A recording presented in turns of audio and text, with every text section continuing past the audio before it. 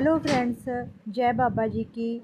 आज मैं आपको एक भाई और बहन की एक अनोखी कहानी के बारे में बता रही हूँ। भाई और बहन का अनंत बंधन।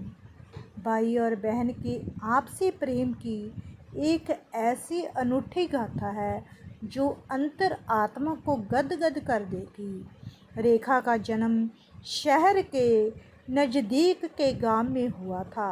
उसका एक भाई था, उसका नाम आकाश था। दोनों भाई और बहन उसके माता पिता कम्मो और रामलाल थे। गरीब होने के बावजूद वो अपने बच्चों का भरण पोषण यथासंभव कर रहे थे। दोनों बच्चे बड़े हो रहे थे। अब बाकी के बच्चों को देखकर उनका मन अच्छे अच्छे कपड़े पहनने को करता था। एक दिन रेखा ने अपने पिता की जेब से 50 रुपये चुरा लिए। रेखा अपने बालों के लिए हेयर बैंड लेना चाहती थी। उसके पिता को इस चोरी के बारे में पता चल गया। उन्होंने दोनों बच्चों को अपने पास बुलाया और पूछा। रामलाल ने कहा, मेरी जेब में से पैसे किसने लिए हैं? आकाश ने कहा, बापू, हमने नहीं लिए हैं। इधर रेखा डर चुकी थी। उसने पहली बार चोरी की थी। उसके चेहरे पर पसीना था। रामलाल ने कहा, जल्दी से सच बताओ वरना दोनों को सज़ा मिलेगी। इस बार रामलाल के चेहरे पर गुस्सा साफ देखा जा सकता था। उधर रेखा को काटो तो खून नहीं। उसको अब यकीन हो चुका था कि उसे ज़रूर मार पड़ेगी। इतने में आकाश बोल पड़ा कि बापूजी, चोरी मैंने की है, पैसे मैंने लिए हैं।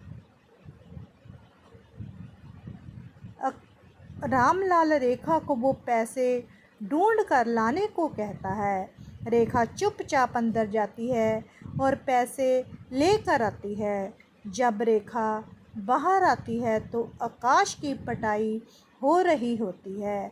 वो भागकर उसको अपने आगोश में ले लेती है। जैसे ही वो सच बोलने के लिए मुंह खोलती है, आकाश उसका मुंह बंद करके चुप रहने का इशारा करता है। शाम को रेखा रोते हुए आकाश को गले लगाकर अपने किए पर माफ़ी मांगती है। आकाश उसको चुप कराता है। आकाश ने कहा, चुप हो जाओ दीदी, कुछ नहीं हुआ, बस ऐसा गलत काम दोबारा मत करना। रेखा ने कहा, ठीक है आकाश, तुम्हारी कसम खाती हूँ दोबारा ऐसा कभी नहीं होगा। ऐसे ही समय बीतता जाता है।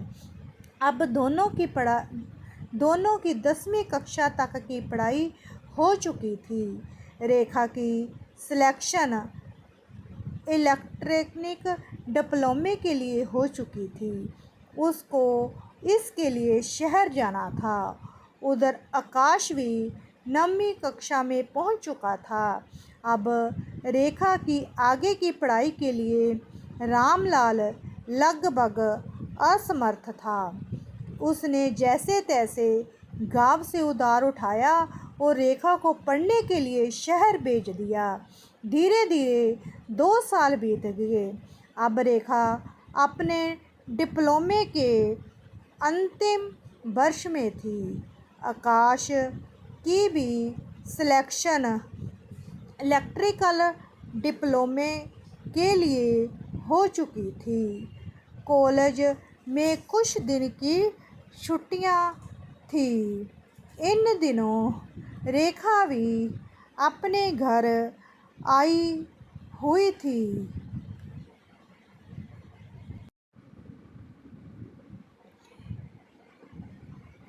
एक रात को रामलाल और कम्मो आपस में बात कर रहे थे।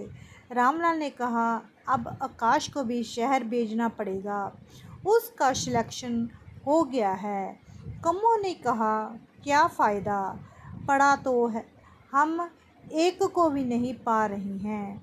कम्मो की आंखों में आंसू आ गए और उसका गला भर आया था। उनकी बातों को दोनों भाई और बहन सुन रहे थे। आकाश उठकर अपने माता पिता के पास जाता है और बोलता है कि मुझसे पढ़ाई नहीं होती, मैं आगे नहीं पढ़ना चाहता। उसके पिता समझाते हैं कि यदि वो पढ़ेगा नहीं तो बड़ा आदमी कैसे बनेगा। सोते समय रेखा भी उसको बहुत समझाती है। वो चुपचाप सो जाता है। सुबह जब सब उठते हैं तो आकाश वहाँ नहीं होता है। रेखा के सराने के पास उसकी एक चिट्ठी मिलती है। उसने चिट्ठी में लिखा होता है कि दीदी आप पढ़ाई करो, मैं पैसे कमा कर आपको खर्चा भेजूंगा और कर्ज भी उतार दूंगा। सभी इस बात से बहुत दुखी थे। खैर, रेखा अपने कॉलेज चली जाती है। एक दिन रेखा की एक सहेली उसके पास आती है और बोलती है कि गांव से कोई तुम्हारे बारे में पूछ रहा है, वो बाहर खड़ा है। रेखा बाहर जाती है, ये सोचते हुए कि कौन हो सकता है। जब वो देखती है तो आकाश होता है। वह भाग कर आकाश के पास जाती है और बोलती है, तुमने क्यों नहीं बताया कि मेरे भाई हो। आकाश ने कहा, मेरे हालत और सूरत देखो, तुम्हारी सहेलियां तुम्हारा मजाक बनाती। रेखा उसको गले लग जाती है और बोलती है, मुझे कोई फ़र्क नहीं पड़ता। वैसे तुम मुझे एक बात बताओ। आकाश ने कहा, हाँ पूछो। रेखा ने कहा, तुम कहाँ चला गए थे। आकाश ने कहा, कहीं नहीं, मैं एक पखे बनाने वाली फैक्ट्री में काम करता हूँ, सैलरी भी अच्छी मिलती है। रेखा ने कहा, अच्छा। आकाश ने कहा, फैक्ट्री के मालिक मुझे अपने बेटे की तरह ही रखते हैं। वैसे भी वो अकेले ही हैं, उन्होंने मुझे आगे पढ़ाया। रेखा ने कहा, ये तो बहुत अच्छी बात है। आकाश ने कहा, अपनी जेब में से एक गोल्डन कलर का हेयर बैंड देता है और बोलता है, आजकल इसका चलन ज़्यादा है, तुम भी इसे पहन लेना, तुम पर ये बहुत अच्छा लगेगा। रेखा आंखों में आंसू भर आए। आंसू पोंछते हुए उसके गले लग जाते हैं। दोनों एक दूसरे के गले लग जाते हैं। फिर दोनों में ढेर सारी बातें होती हैं। फिर आकाश वहाँ से चला जाता है। धीरे धीरे आकाश सारे कर्ज उतार देता है। उधर उसका मालिक उसको उसकी मेहनत को देखते हुए फैक्ट्री का मैनेजर बना देता है। अब आकाश भी सफल व्यक्ति बन चुका था। उधर रेखा की शादी भी हो जाती है। कुछ समय के बाद आकाश अपना बिजनेस शुरू करता है और वह सफल हो जाता है। एक दिन आकाश की पार्टी चल रही थी। उसका परिवार और रेखा भी अपने पति के साथ वहाँ पर उपस्थित थे। किसी ने उससे पूछा कि माँ बाप के अलावा वो किसे सबसे अधिक प्यार करता है। आकाश बिना एक सेकंड गवाए रेखा का नाम लेता है। फिर वो एक ऐसी बात बताता है जो रेखा को भी याद नहीं थी। वो बताता है, एक दिन वो बहुत अधिक बीमार था। स्कूल से घर लौटते समय ठंडी हवा और बारिश शुरू हो जाती है।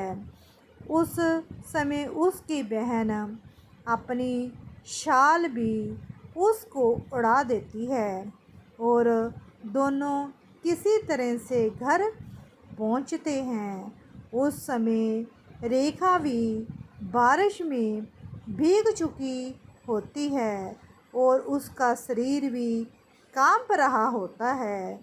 उसको इतनी सर्दी लगी होती है कि उसके हाथ पाँव भी अकड़ चुके होते हैं।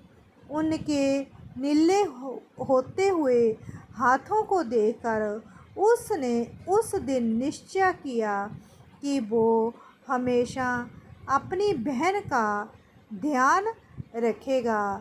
तालियों की गड़गड़ाहट रेखा की तंद्रभंगा करती है। तालियों की आवाज़ से रेखा खुशी से लह उठती है और वो अपने आंसुओं को पोंछते हुए अपने भाई को गले लगा लेती है। दोनों भाई और बहन एक दूसरे के गले लगकर आंसू की नदियाँ बहा देते हैं। खुशी के मारे में दोनों भाई और बहन एक दूसरे के लिए आंसू बहाते हैं। भाई और बहन का ऐसा प्यार देखकर वहाँ का सारा माहौल भावनात्मक हो जाता है। दोनों भाई और बहन का ऐसा प्यार संसार में कभी कभी ही देखने को मिलता है। इस कहानी से हमें ये शिक्षा मिलती है कि कई बार हमें लगता है कि जो कुछ हमने किसी के लिए किया वो बहुत ही छोटा सा काम है, लेकिन किसी के लिए उसका महत्व बहुत अधिक हो सकता है। कुछ रिश्ते हमारे लिए बहुत मायने रखते हैं, इसलिए हमेशा रिश्तों की कदर करनी चाहिए और उन्हें प्यार और देखभाल से पोषित करते रहना चाहिए। अगर आपको मेरी ये वीडियो पसंद आए तो प्लीज़ इसे लाइक एंड शेयर ज़रूर करें और अपने कमेंट करके भी मुझे ज़रूर बताएं।